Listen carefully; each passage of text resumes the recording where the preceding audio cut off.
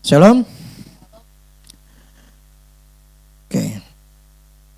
Minggu lalu saya bicara masalah penggembalaan. Saya tetap berprinsip begini. Coba bukan ya. Matius 6 ayat 3 sampai 4. Matius 6 ayat 3 sampai 4. Tetapi jika engkau memberi sedekah, janganlah diketahui tangan kirimu apa yang diperbuat tangan kananmu. Hendaklah sedekahmu itu diberikan dengan tersembunyi, maka Bapamu yang di surga, Bapamu yang melihat yang tersembunyi akan membalasnya kepadamu. Jadi ketika kita melakukan sesuatu dan ketika saya penggembalaan, prinsipnya adalah that's my job. Itu tugas saya, itu kerjaan saya. Jadi ketika orang itu mau bersikapnya seperti apa, ketika saya memberi, tangan kiri saya nggak perlu tahu apa-apa. Artinya apa? Nggak perlu menuntut seseorang untuk bisa ada timbal balik. Karena itu nggak ada urusannya. Karena ini Bapak kita di surga yang akan membalas semuanya. Apapun yang kita perbuatan baik kita mau perbuatan jahat kita, semuanya itu pasti ada balasannya. Jadi saya berprinsip bahwa itu tugas saya. Saya cuma hanya taat sesuai dengan firman Tuhan yang saya lakuin. Tetapi ketika saya melakukan, saya lepas. Jadi cuman saya hanya berkata-kata maksudnya gini. Janganlah menjadi orang yang tidak punya sopan santun. Itu aja sih. Tapi prinsipnya kalau saya secara pribadi, saya sendiri pun apakah ada kesempatan untuk sakit hati? Ada. Tapi saya tidak mau mengambil kesempatan itu. Karena percuma, buat apaan? Dia mah ketawa-tawa, dia mah senang-senang, saya kecewa, gendok gitu ya. Buat apa? Hidup itu terlalu singkat untuk dipakai buat kebencian, buat kekecewaan. Untuk apa gitu loh. Makanya saya menjaga dalam hati pikiran saya, untuk dalam keadaan tetap happy, tetap senang. Gak peduli apa kata orang fitnah saya, I don't care. Karena saya memproteksi diri saya ya. Hidup itu ya harus saya nikmatin itu aja. Jadi saya akan tetap melakukan bagian-bagian saya, ketaatan ya sudah. Oke, hari ini saya bicara masalah ketika hidup tanpa melihat Tuhan. Matius 14. Matius 14 ini ketika kejadian setelah Tuhan memberi makanan 5.000 orang ya. 14 ayat 22 sampai 33. Sesudah itu Yesus segera memerintahkan murid-muridnya naik ke perahu dan mendahulinya ke seberang. Sementara itu ia menyuruh orang banyak pulang. Dan ketika orang banyak itu disuruhnya pulang, Yesus naik ke atas bukit untuk berdoa seorang diri. Ketika hari sudah malam, ia sendirian di situ. Perahu murid-muridnya sudah beberapa mil jauhnya dari pantai dan diombang-ambingkan gelombang karena angin sakal. Kira-kira jam 3 malam datanglah Yesus kepada mereka berjalan di atas air. Ketika murid-muridnya melihat dia berjalan di atas air, mereka terkejut dan berseru, "Itu hantu!" Lalu berteriak-teriak karena takut. Tetapi Yesus berkata kepada mereka, "Tenanglah, aku ini, jangan takut." Lalu Petrus berseru dan menjawab dia, "Tuhan, apabila engkau itu, suruhlah aku datang kepadamu dan berjalan di atas air." Kata Yesus, "Datanglah." Maka Petrus pun turun dari perahu dan berjalan di atas air mendapatkan Yesus. Tetapi ketika dirasanya tiupan angin, takutlah ia dan mulai tenggelam lalu berteriak, "Tuhan, tolonglah aku." Segera Yesus mengulurkan tangannya memegang dia dan berkata, "Hai orang kurang percaya, mengapa engkau bimbang?" Lalu mereka naik ke perahu dan angin pun redalah. Dan orang-orang yang ada di perahu menyembah dia, katanya, "Sesungguhnya engkau anak Allah." Kenapa mereka tidak menyebut sesungguhnya engkau anak Allah ketika kejadian 5.000 orang dikasih makan? Itu kan sesuatu hal yang mustahil gitu. Nah, ini kejadiannya ya kalau ada pasal yang lain ini kan ada di Yohanes. Itu ada yang mengatakan, tulisannya mengatakan karena kedegilan hati mereka. Karena pada saat itu mereka masih belum banyak ngerti. Nah, saya bicara begini. Petrus ketika melihat Tuhan berjalan, walaupun dia nggak sadar, walaupun dia bukan nggak sadar ya, dalam penuh ketakutan apakah ini Yesus benar nggak gitu lah. Nah, dia menguji dengan mengatakan ya, jika engkau. Nah, Saya coba renungkan bagaimana saat itu si Petrus itu seperti apa sih gitu. Sifatnya Petrus itu apa dan pada saat itu pikirannya apa gitu. Petrus itu sifatnya adalah orang yang impulsif. Jadi orang impulsif itu orang yang meledak-meledak, artinya dia tidak berpikir panjang tapi dia mencoba melakukan tanpa mempertimbangkan konsekuensinya gitu loh. Plus dia juga adalah seorang yang punya jiwa petualang lah. Gitu kan. Jadi ketika saat itu Tuhan lagi berjalan atas air, dia mempunyai pikiran, timbullah dalam pikiran untuk menguji. Karena dia bukan tipe orang yang menerima sesuatu, dia suka menantang.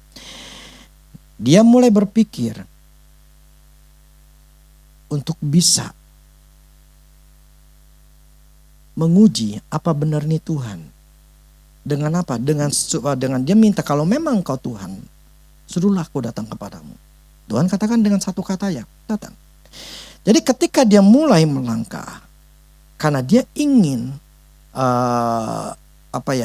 pengen tahu gitu, pengen taunya tinggi gitu. Dia berani, dia keluar, dan ketika dia keluar, dia melakukan hal yang mukjizat. Sebetulnya di dalam perahu itu memang tempat paling aman. Benar dong, dibandingin di air gitu kan. Tetapi ketika Tuhan suruh keluar, dia keluar. Nah itu sebetulnya, ya saya sih gak mau bahas panjang sih. Orang yang mau melihat mukjizat Tuhan harus keluar dari zona aman. Kalau gak bakal bisa melihat sesuatu yang berubah.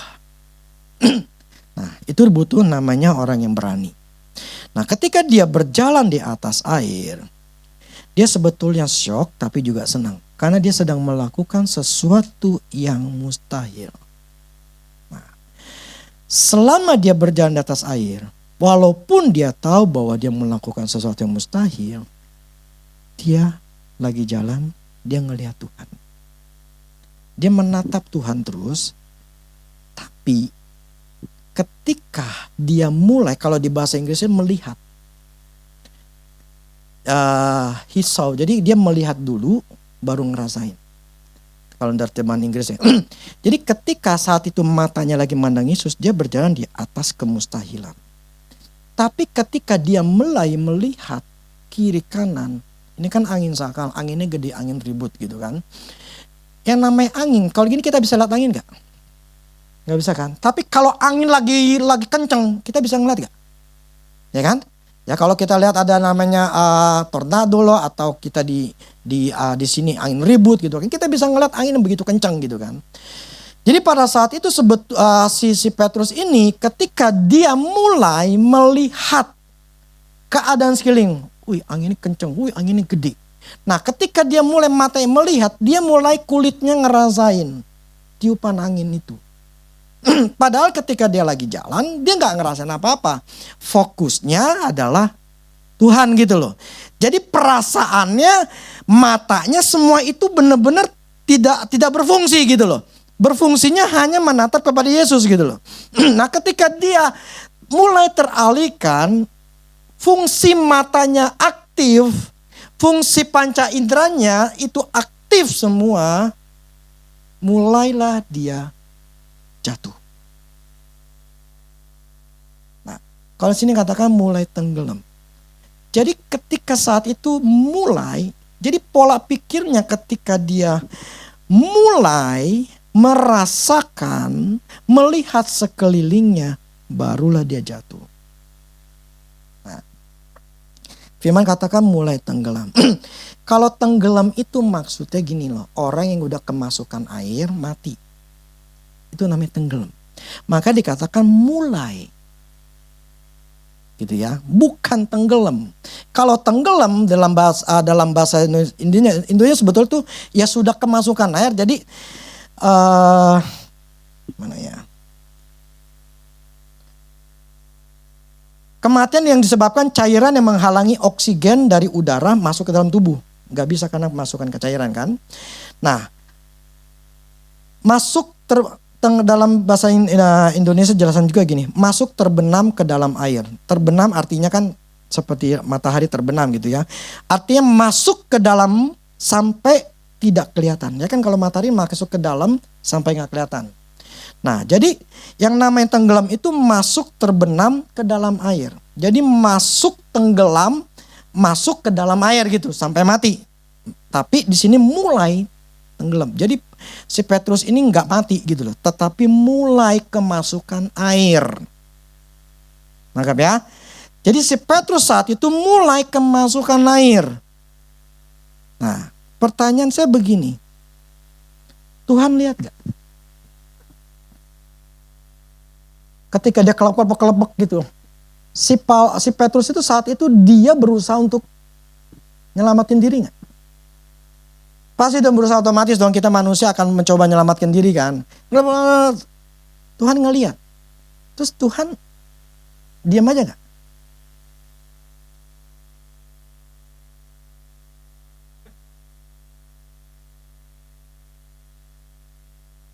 Tuhan diam aja. Tuhan tidak melakukan sesuatu sampai Petrus bukan minta tolong. Sampai Petrus minta tolong. Dan ketika itu Tuhan mengulurkan, berarti jaraknya si Petrus dengan Tuhan itu nggak jauh. Jadi pada waktu dia menatap memperapat jalan ke arah Tuhan Yesus, itu dia sudah tidak jauh lagi. Tapi karena dia memperhatikan yang lain, akhirnya dia mulai tenggelam, jatuh. Tetapi ketika dia jatuh, Tuhan cuman hanya nunggu, lu minta tolong apa enggak? Ya, firman yang ngomong lo, bukan yang saya. Ketika si Petrus minta Tuhan tolong saya, baru Tuhan mengulurkan. Kenapa tidak firman kata kalau memang Yesus yang lakuin, Tuhan mengulurkan tangannya? Tidak, diawali Tuhan mengulurkan tangannya. Tapi dikatakan bahwa Petrus berteriak minta tolong. Nah, ini prinsipnya. Kalau firman Allah katakan begini. Datanglah kepadaku hai orang yang letih lesu. Betul gak? Pernah dengar kan? Siapa yang suruh datang? Tuhan yang datangin, orang itu datang. Orang itu datang. Dan firman katakan gini, dia di depan pintu, dia cuma hanya mengetuk pintu. Tuhan tidak menggedor, Tuhan tidak memaksa. Tuhan butuh manusia yang berinisiatif untuk minta tolong, membuka hati. Tuhan gak bisa nyelamatin manusia kalau manusianya tidak membuka pintu hatinya. Tuhan tidak bisa menolong seseorang kalau orang itunya tidak menganggap bahwa Tuhan itu yang menjadi penolong dia. Dan dia berteriak minta tolong. Artinya apa? Orang itulah yang harus mengambil keputusan. Gua mesti datang ke Tuhan. Bukan datang ke dukun, bukan minjem duit, bukan hal-hal yang lain. Tapi dia mesti datang ke Tuhan. Jadi Tuhan hanya menunggu si Petrus ini untuk minta tolong kepada dia, kemudian dia lakukan. Yang dikatakan ini, hai orang kurang percaya. Little faith kalau tunggu Indonesianya, hai orang yang kurang percaya, mengapa engkau bimbang? Nah, mengapa engkau ragu? Jadi gini, sebetulnya si Petrus itu ketika dia melangkah, dia bukan melangkah karena punya iman yang kuat. Ya, karena punya kepercayaan yang 100%. Dia cuman hanya melangkah dalam keadaan takut. Dalam keadaan takut dia mulai berani melangkah. Dan itu Tuhan tetap hargai bahwa ketika seseorang melangkah untuk percaya sama Tuhan, ketika Tuhan katakan datang, melangkah, itu kemustahilan terjadi. Tapi makanya selalu saya katakan, tidak ada yang kekal di dalam dunia ini. Termasuk iman, termasuk kepercayaan. Petrus, firman katakan kurang percaya. Dia tidak mempunyai 100% percaya sama Tuhan untuk selalu memandang Tuhan. Jadi keputusan pada waktu dia melangkah itu keputusannya terburu-buru. Keputusannya itu tidak membulatkan hati dia untuk percaya 100% sama Tuhan. Artinya apa? Gue akan tetap memandang Tuhan terus. Gue akan berjalan sampai ketemu Tuhannya. Ketika udah ketemu sama Tuhan, maksudnya dekat sama Tuhan, ya Tuhan bisa gandeng untuk dia bisa balik. Masalahnya begini. Ketika si Petrus ini tidak menjaga dirinya untuk supaya fokus sama Tuhan, tetapi dia mulai otaknya, matanya, panca inderanya, semuanya mulai melihat situasi kondisi yang ada. Dia mulai tenggelam. Artinya apa? Dia mulai kemasukan air. Apa masukan? Kalau firman katakan yang ada badai, ada air, yang rumah itu kan yang di atas pasir maupun di atas yang berdiri di pasir maupun di batu. Nah, itu air melambangkan namanya masalah. Ada dua tipe orang, maksudnya begini. Orang yang hidup sedang bahagia, sedang diberkati. Ada yang orang yang hidup di dalam masalah. Dua orang ini harus memutuskan fokusnya di mana. Petrus saat itu sedang berjalan di dalam kemustahilan. Sesuatu yang gak pernah dia pikirkan, kok Tuhan berkati. Sesuatu yang yang pokoknya benar-benar sesuatu yang luar biasa. Itu Petrus alami. Tetapi ketika dia berjalan, dia tidak mempunyai keputusan 100%, hanya fokus sama Tuhan. Akibatnya, ketika matanya mulai melihat kiri kanan, ketika kita hidup dalam keadaan bahagia, atau saya bicara yang dalam keadaan bahagia gitu ya.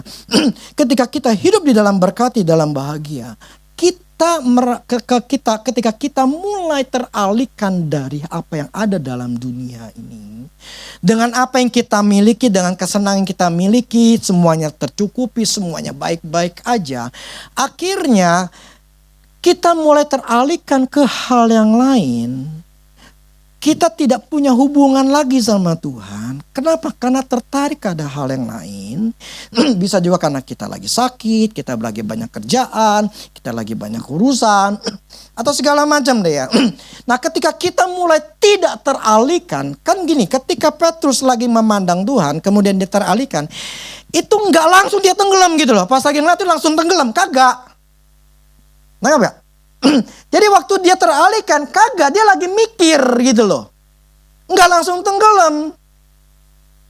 Jadi ketika kita lagi jalan enak-enak dalam keadaan senang, dalam keadaan bahagia, keadaan semuanya oke-oke semua.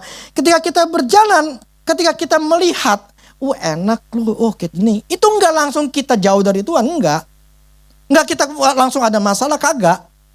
Itu ada waktu, jeda waktu sampai masalah itu terjadi. Jadi Petrus awalnya punya masalah karena lagi angin sakal, dia ada di dalam perahu. Nah, ketika Tuhan katakan datang, dia melakukan dia sesuatu yang luar biasa. Dia berjalan dalam kemustahilan. Ketika jalan-jalan, disitulah tidak ada yang kekal. Petrus melihat Tuhan, dia bisa berjalan. Tapi ketika dia tidak melihat Tuhan, disitulah masalah mulai ada. Ketika kita mulai teralihkan ke yang lain, kiri kanan, lumrah kalau kita akan kemasukan masalah.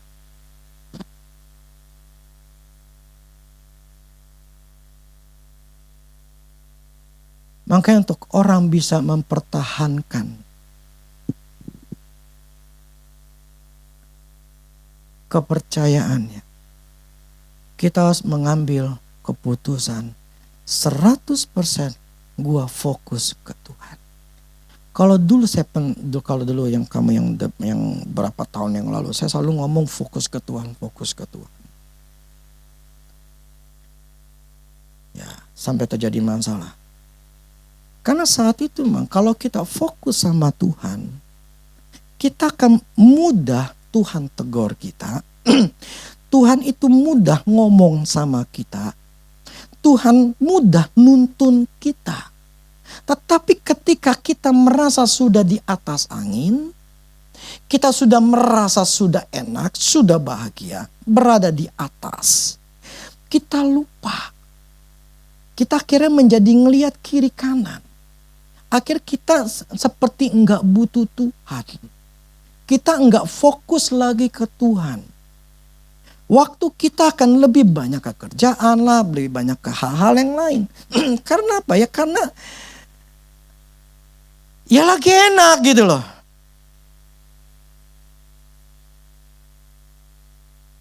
Nah akhirnya secara kita enggak sadari, masuklah air ke hidup kita, ke dalam tubuh kita, ke hidup kita.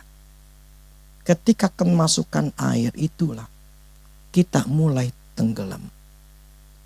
Pertanyaannya, pada waktu kita mulai tenggelam, kita cepat sadar atau enggak?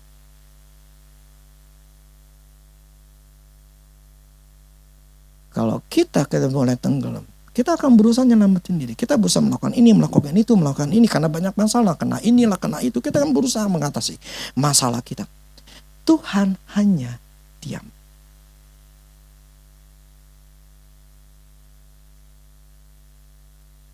Masalah itu begitu terus menguasai kita, yang ngerjain kita, yang bikin kita tertekan, kita Tuhan cuma diam. Petrus mulai tenggelam, Tuhan cuma diam. Sampai Petrusnya sadar. Sampai kita sadar bahwa ternyata gua jauh dari Tuhan. Kalau kita mulai sadar dan kita tahu ini nggak bisa, kita mulai berteriak sama Tuhan.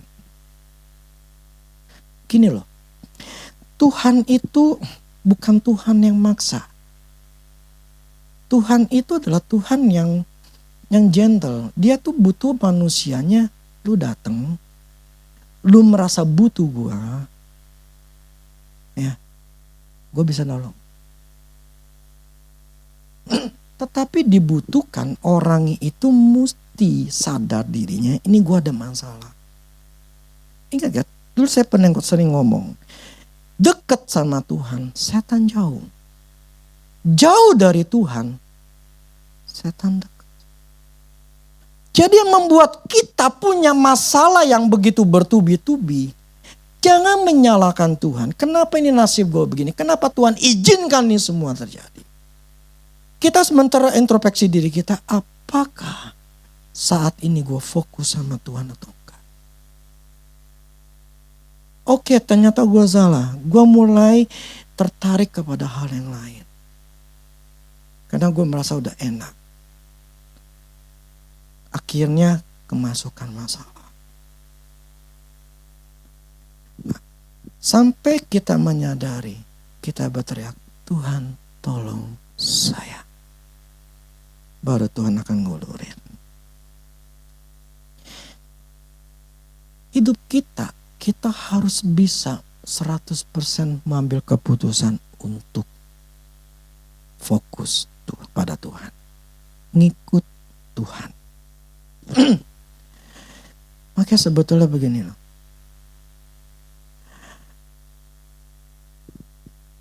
Allah itu baik. Tuhan itu baik. Dia tidak merancangkan kesusahan, masalah yang membuat kita yang gak enak lah hidupnya, hatinya, segala macam. Tuhan tuh gak suka sebetulnya. Dia ingin selalu membuat kita tetap bahagia, tetap senang. Tetapi dia butuh akses untuk tetap ada menjagai, untuk tetap memberkati kita, untuk tetap memberikan kemurahannya. Dia butuh akses di kita. Nah, kalau aksesnya ada kita tutup karena lagi pikiran yang lain. Nah, akhirnya ketika Tuhan kasih tahu ini akan ada masalah, kamu jangan ngelakuin ini, kamu jangan, ini akan terjadi penipuan, ini akan terjadi orang itu akan melakukan ini, melakukan itu, kamu akan ngalamin kecelakaan. Tuhan ketika mau ngomong sama kita tuh udah nggak mikirin gitu loh, udah nggak peka, karena lagi ngurusin yang lain gitu loh. Gini loh. Ini mata kita, ini kan kesana nih, kalau saya ngeliat kesana no. Kalau saya tuh ngeliat ke kanan, yang drum ini saya nggak bisa ngeliat. Kalau saya ngeliat kesana ya, kalau mau saya ngeliat drum ya saya mesti balikin badan ngeliat gini. Jadi fokus itu cuma satu gitu loh. Dalam hidup kita cuma satu, Tuhan. Makanya gini, 5 aspek hidup kita itu prioritas pertamanya apa? Tuhan. Nomor 1 Tuhan. Ketuhan, maka carilah kerajaan Allah dan kebenaran ya. Yang lain semua ditambahkan gitu loh. Jadi fokus kita tuh bukan adalah kerjaan. Jadi bukan di hari Minggu adalah sesuatunya. Aduh, gue lagi banyak kerjaan. Gue lagi mesti datang ke sana. Jadi gue gak bisa tiap hari Minggu, gue gak bakal bisa lagi. Artinya apa? Tuhan gak penting. It's okay, no problem. Tuhan gak ngamuk, Tuhan gak marah, gak bakal. Tetapi karena ada keputusan kita, mata kita teralihkan kepada pekerjaan kita, atau hobi atau yang lain, akhirnya kita akan mulai kemasukan masalah.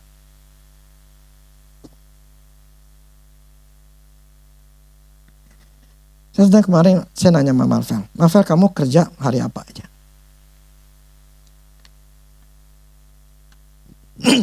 Ada satu hari Jumat atau hari Sabtu atau hari apa saya lupa. Kamu kenapa nggak ambil itu hari itu? Karena kan tergantung dia kuliahnya, tergantung dia maunya jam berapanya. Jadi dia kan kerja di restoran. Restoran itu kasih jadwal. Ini yang kamu bisa lakukan. Terus saya ini. Dia bilang yang ini nggak bisa. Jadi dia 2 hari doang aja. Ketika saya tanya kenapa yang ini nggak bisa? Nggak bisa Papi, karena seringkali itu di malamnya itu dia ada meeting lah, pertemuan di gereja. Karena dia main keyboard, lagi dilatih sih ya. Gak lama lagi katanya dia akan masuk. Nah, waktu itu sih nggak gitu ngeh gitu loh. Oh iya. Besoknya saya coba mikir kenapa nih anaknya. Oh iya. Berarti dia memutuskan untuk tetap ke gereja dibanding dia kerjaan. Paling tidak dia dengerin apa yang saya omongin. Saya pernah ngomong kan, kalau masalah kamu ke gereja tapi kamu menghalangi untuk datang ke gereja, gak usah kerja. Nah, saya ingin bahwa anak-anak saya harus tetap nomor 1 adalah Tuhan. Kenapa? Karena sumbernya itu Tuhan. Sumber berkat kita itu Tuhan. Lah gimana kita, gini lah, yang namanya mata air, yang namanya pohon, kalau pengen tetap hidup, ya mesti ada di mata air. Betul gak? Semakin jauh, semakin yang gak bisa dapat air. Jadi kalau kita semakin dekat sama Tuhan, sebetulnya kita semakin diberkati. Sebetulnya. Kalau ngerti, ya ini bukan banyak faktor ya. Tetapi minimal ketika kita hidup dekat sama Tuhan, kita memprioritaskan Tuhan. Minimal Tuhan tuh punya akses untuk punya waktu untuk ngomong sama dia. Nah, yang membuat kita punya masalah Karena kita kemasukan masalah itu. Karena perhatian kita teralihkan dari tadinya ke Tuhan ke masalah. Makanya gini, butuh bagi kita keputusan untuk melihat Tuhan 100% untuk fokus sama Tuhan. Artinya kita harus menjaga otak kita, panca indera kita, ya perasaan kita itu semuanya enggak boleh teralihkan ke hal yang lain dalam dunia ini. Kita harus benar-benar berusaha untuk selalu memperhatikan Tuhan, memperhatikan kebenaran Tuhan, menjaga pola pikir kita, pikiran kita, hati kita hanya ke Tuhan. Supaya yang sampah-sampah nggak diambil. Makanya ketika orang nyakitin saya, menghina saya, fitnah saya nggak mau ngambilin sampah, mau ngapain sampah diambilin. Masukin ke hati bikin saya jadi nggak enak, mau ngapain? Saya nggak mau nyimpen sampah. Sampah bau nggak sih? Enak gak sih? Mau ngapain nyimpen sampah? Nah, saya mengambil keputusan begitu. Jadi lebih baik saya murni hati saya daripada hati saya kotor karena ada sampah-sampah. Jadi gini, perhatian kita harus bisa berusaha. Ini benar-benar usaha kita ketika kita berjalan mengambil keputusan gua tetap fokus sama Tuhan. Apapun gua dalam keadaan enak kayak dalam keadaan susah kayak, kita harus punya ambil keputusan fokus sama Tuhan, tetap memandang Tuhan. Jadi saat ini kita ketika berada dalam masalah, kita nggak tahu nih apa yang harus kita tahu karena gelap, karena ya seperti Petrus lagi angin saka lagi bermasalah lah. Untuk kita bisa berjalan di atas kemustahilan, kita harus memastikan punya keputusan 100%. Gua akan ikut Tuhan. Kenapa? Anginnya masih ada. Masalahnya masih ada. Dan kita tidak tahu kapan itu anginnya selesai. Tetapi kita harus punya keputusan. Gua harus tetap 100% memutuskan percaya sama Tuhan. Jadi ketika kita sedang lagi berjalan, jangan sampai jatuh kemasukan masalah lagi. Udah berada dalam angin zakal, dalam keadaan gelap, jatuh lagi. Kenapa? Karena masalah lagi yang gara-gara kita nggak fokus sama Tuhan, kita terburu-buru, kita beremosi, kita salah mengambil keputusan, masuklah tenggelam, dapat lagi masalah. Udah dapat masalah, kita berusaha nyelamatin diri sendiri tanpa berteriak sama Tuhan. Ya Tuhan coba nanya nontonin. Tuhan bukannya bukan gak punya kasih. Tetapi orang itu, makanya firman kali gini. Ketika biasanya orang sedang bermasalah, mereka akan teriak sama Tuhan. Tuhan kenapa nih? Berikan gimana ini? Marah-marah sama Tuhan, mempertanyakan Tuhan. Itu kebanyakan orang yang bermasalah tuh begitu. Mempertanyakan janjinya Tuhan. Sedangkan firman Allah gini. Rendahkanlah dirimu di tangan Allah yang kuat, maka dia akan meninggikanmu pada waktunya. Jadi yang dibutuhkan kita dalam merendahkan diri kita, bukan yang nantangin Tuhan, bukan ngomel sama Tuhan, kenapa Tuhan, kenapa, tetapi kita harus merendahkan diri. Tuhan, aku salah. Hidup saya udah keenakan, akhirnya saya lupa Tuhan, akhirnya saya melakukan kesalahan. Dan sekarang saya punya masalah.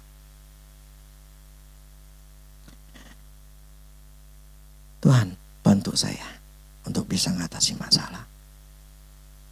Itu namanya kita merendahkan diri. Bukan ngomel. Nah, ketika kita minta Tuhan, tolong saya.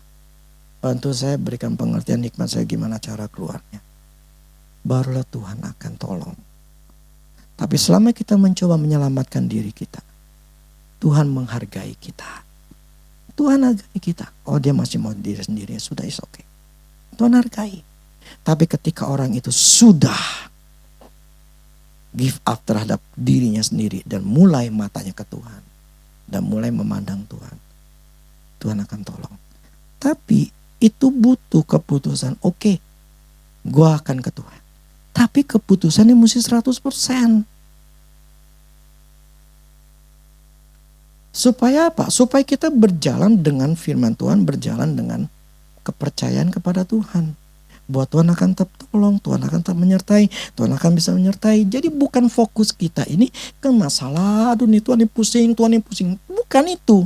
Tetapi kita harus memikirkan apa yang kita percayai. Kemarin kayak si Karl ngomong sama saya 2 minggu yang lalu, Papi kerjaan gini. Saya cuma ngomong gini, ya nanti takutnya begini. Saya langsung cut begini, Kyle, jangan pikirkan apa yang kamu gak mau. Pikirkan apa yang kamu mau. Kalau kamu memikirkan kerjaan ntar begini, ntar begitu, itu kan kamu gak mau kan, itu gak enak kan. Ngapain pikirin? Pikirin yang kamu mau, bahwa kamu akan dapat inilah kerjaan, itu. Ini yang kamu mesti pikirin. Nah itulah maksudnya kita fokus sama Tuhan. Menjaga hati pikiran kita bukan kepada masalah, tetapi menjaga hati pikiran kita tetap ke Tuhan. Memikirkan apa yang kita mau terjadi. Bukan memikirkan yang negatif. Capek otak mikirin negatif, capek.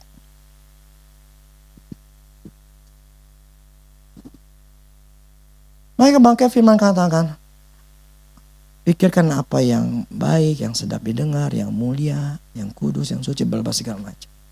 Karena memang itu yang bikin hati kita itu tenang, enak. Nah kalau orang yang bisa menjagai hati pikiran yang kayak begitu, hidupnya itu enak. Gak ada yang mesti dipikirin, gak perlu nuntut orang ini itulah. No, saya gak mau kayak begitu.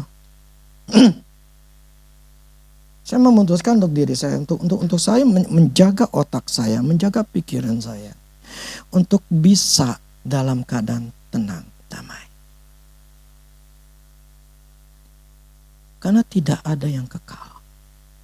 Tidak ada yang kekal. Jadi saya melihat gini, Petrus itu bisa mengalami mukjizat. Tetapi di tengah jalan dia gagal.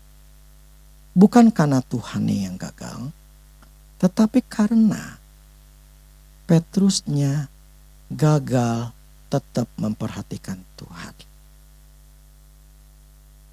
Fokusnya bukan ke Tuhan. Jadi hidup kita nih, punya masalah tidak masalah, sebetulnya tergantung fokus kita kemana. Itu aja. Itu doang. Maka saya berusaha. Apa ya?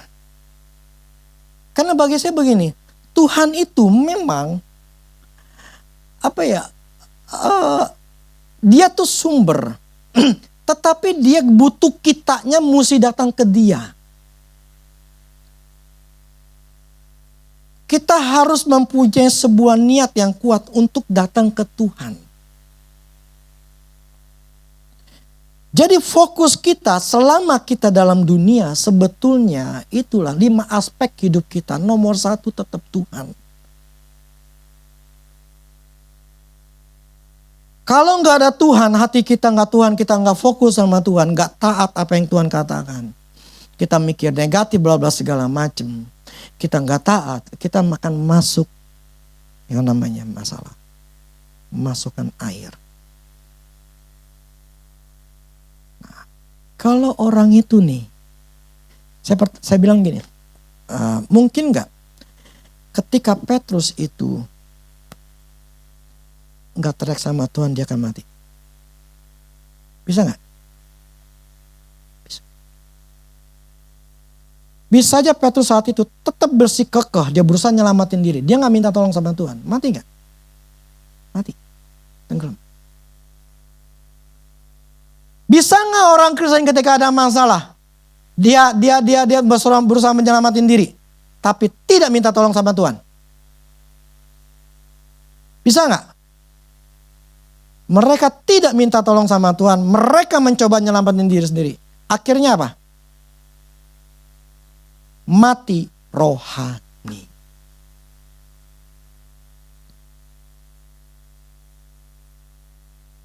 Menjauh dari Tuhan, kecewa sama Tuhan, marah sama Tuhan. Hidupnya, hatinya penuh dengan kekecewaan, penuh dengan kebencian, kepahitan. Kenapa? Karena dia berusaha nyelamatin diri sendiri. Orang itu akan jadi mati rohani.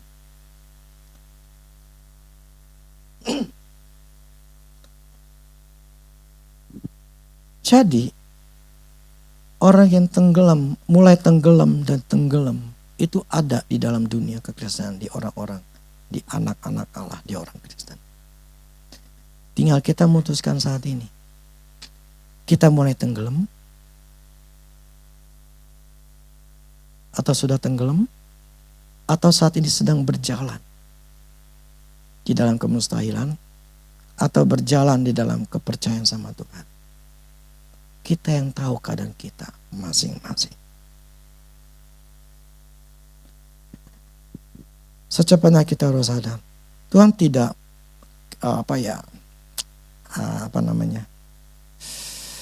merendahkan kita ketika kita berusaha minta tolong sama Tuhan. Justru ketika dia tuh sangat senang kalau ada orang yang butuh dia. Makanya saya sebetulnya bukan orang yang kepo untuk ngelainin orang, tapi orangnya itu gak minta. Lah ya dong. Kayak kemarin adanya, ya seharusnya saya mesti ngelainin dia loh. Orang itu gak minta. Tiba-tiba kucluk-kucluk, saya udah bilang, ngomong sama dia, terus bilang, oh sorry Ko Rudi, udah ada yang lain. Malu gak? Loh, dia gak minta saya, tapi saya sok kepo. Plus begini loh. Sifat saya ketika orang datang ke saya, saya kan menyatakan apa masalahnya. Masalah orang itu saya akan cari tahu, minta hikmat sama Tuhan. Sekali lagi ya, itu masalah discernment spirit itu saya tidak gunakan setiap saat. Itu pun kalau Tuhan kasih tahu. Tetap itu namanya karunia itu adalah saya nggak bisa seenak jidat. Itu semua adalah harus ada Tuhan ya. Jadi ketika saya melayani orang sekalipun, orang itu harus datang ke saya. Kenapa? Ketika saya ngomong, saya akan nyatakan apa yang salah. Lah, kalau saya tiba-tiba datang ke orang, kemudian saya bilang, kamu nih begini, mending dia terima. Ya kan? Tetapi kalau orang itu datang ke saya, berarti orang itu sudah siap. Ya kan? Minta dikasih pengertian. Ya dong, karena dia datang ke saya kan, berarti dia butuh saya kan. Jadi walaupun saya ngomong pun dia pasti dengerin. Tapi kalau tiba-tiba saya datang ke orang itu tidak minta, kemudian saya kasih tahu masalahnya, orang itu bisa marah sama saya.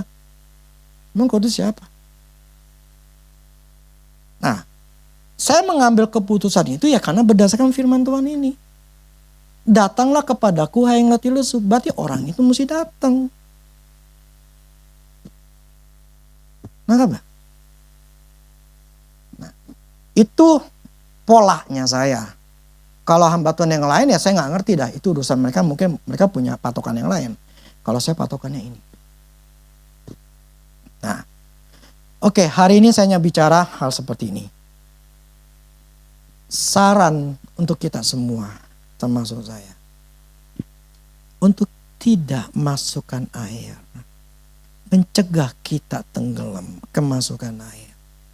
Satu-satunya cara, mesti ke Tuhan. Nothing else.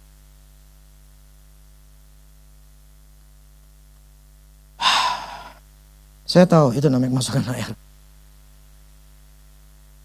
Karena gini, seringkali ya kita gara-gara kemasukannya itu mungkin karena gara macam-macam sih. Bukan cuma kerjaan, tapi bisa sakit. Bisa hobi atau yang lain. Jadi berusahalah. Sadarkan diri kita untuk fokus sama Tuhan. Amin. Oke, demikianlah firman Tuhan. Saya berharap kita semua mendapatkan pengertian, hikmat, supaya kita menyadari bahwa hidup kita itu sangat membutuhkan Tuhan. Ya, carilah kerajaan Allah terlebih dahulu. Dan biar ini mendapatkan khotbah ini memberikan jawaban buat kita semua. Allah itu sangat baik, sangat baik. Tapi dia butuh manusia. Amin. Oke.